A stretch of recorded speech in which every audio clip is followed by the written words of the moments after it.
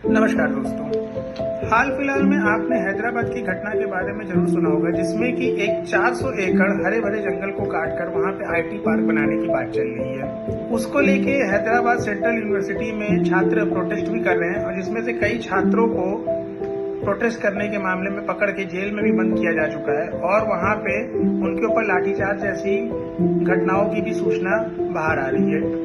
अब सवाल यह उठता है कि एक 400 एकड़ की जमीन, जहाँ पे एक पूरा हरा भरा जंगल हो, जो कि हजारों लाखों जीव जंतुओं का आश्रय स्थल हो, वहां पे ही आईटी पार्क बनाना क्यों आवश्यक है? क्या आईटी पार्क किसी और बंजर जमीन पे या कोई ऐसे जगह पे नहीं बनाया जा सकता कि जहाँ पे विकास से भी समझौता न हो और उन जीव जंतुओं का घर भी बचा रह जाए? इस बारे में वहां की सरकार ने क्यों नहीं विचार किया? यह अपने आप में बहुत बड़ा सवाल है। वहां पे कांग्रेस की गवर्नमेंट है, और कांग्रेस के जो सबसे बड़े नेता श्री राहुल गांधी जी हर मुद्दे को लेके मुखर रहते हैं। उन्होंने देश की समस्याओं को लेके बहुत बड़ी भारत जोड़ो पदयात्रा निकाली। विदेशों में जाके वो देश की समस्याओं के बारे में बड़ी बड़ी बातें करते हैं।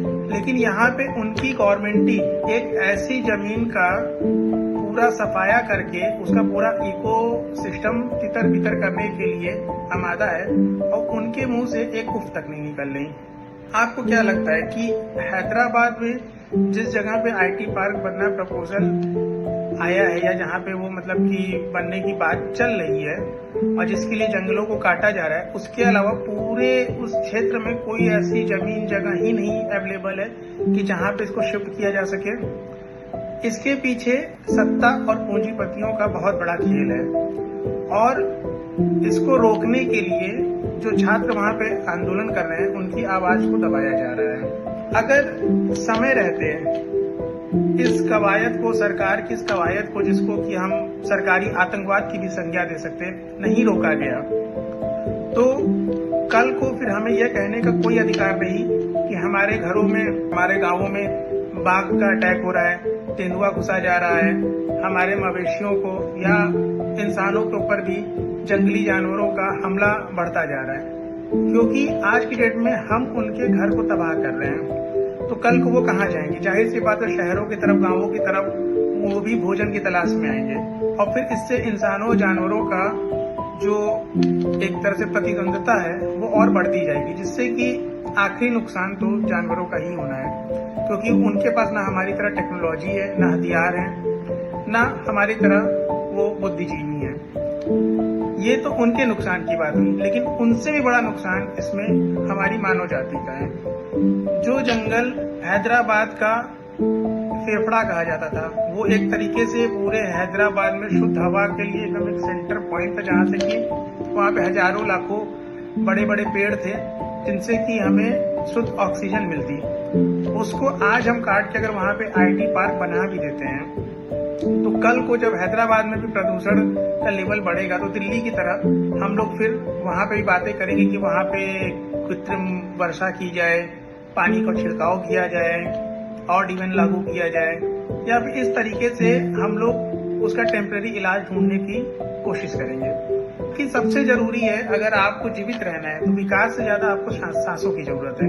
अगर आपको शुद्ध हवा ही नहीं मिलेगी, शुद्ध पानी ही नहीं मिलेगा, आपको ऑक्सीजन ही नहीं मिलेगा, तो आप वो आईटी पार्क और बड़ी बड़ी बिल्डिंगों को लेके क्या करेंगे? इस आईटी पार्क को बना के वहां पे आप बड़े बड़े एसी लगा के उनसे भी जो आप कार्बन मोनोऑक्साइड और बाकी जो प्रदूषित तत्व जो बाहर फेंकेंगे, उसको भी रिफाइन करने के लिए, उसको भी एब्जॉर्ब करने के लिए जंगलों की आवश्यकता है, पेड़ों की आवश्यकता है। इस विषय में कोई नहीं सोच रहा। लोग बस विकास की अंधी दौड़ में दौड़ते चले जा रहे हैं, और उनको नहीं पता कि वो विकास की तरफ नहीं बल्कि विनाश की तरफ धीरे धीरे कदम बढ़ा रहे हैं।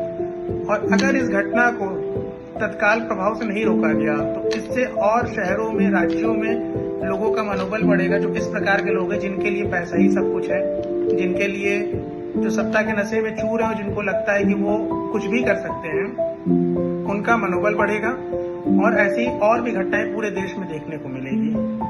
आज इस जंगल को बचाने के लिए वहाँ पे, जैसा किसी जमाने में हम लोगों ने स्कूली किताबों में पढ़ा था कि चिपको आंदोलन एक हुआ था, उस तरीके के एक आंदोलन की आवश्यकता है जिसमें कि संपूर्ण देशवासियों को पार्टिसिपेट करना चाहिए। और साथ ही साथ सोशल मीडिया सिर्फ रील बनाने के लिए और उल जलूल हरकत करने के लिए नहीं है। एक देश से जुड़ा, समाज से जुड़ा हुआ बहुत ही बड़ा ये मुद्दा है। इसके लिए हर वर्ग के लोगों को, चाहे वो हिंदू हो, मुसलमान हो, बड़ा बूढ़ा, छात्र, सिविल सर्वेंट, व्यापारी, उसको आगे आना चाहिए और इसका पुरजोर विरोध करना चाहिए। और कांग्रेस गवर्नमेंट को इस बात के बारे में एक उनको बहुत अच्छे से समझा देना चाहिए कि अगर उन्होंने अपने कदम पीछे नहीं खींचे तो कल की डेट में उनकी वहां से भी सरकार जाएगी और बाकी देश में तो वैसे ही उनकी हालत खराब है और वो अपनी हालत और खराब करते जाएंगे। क्योंकि किसी भी बेजुबान जानवर को आप चोट पहुंचा के, उसका घर छीन के, उसको मार के अगर आप वहां पे जो विकास करेंगे वो अल्टीमेटली आपके विनाश का सबसे बड़ा कारण बनेगा। जरूर विचार करिएगा। धन्यवाद।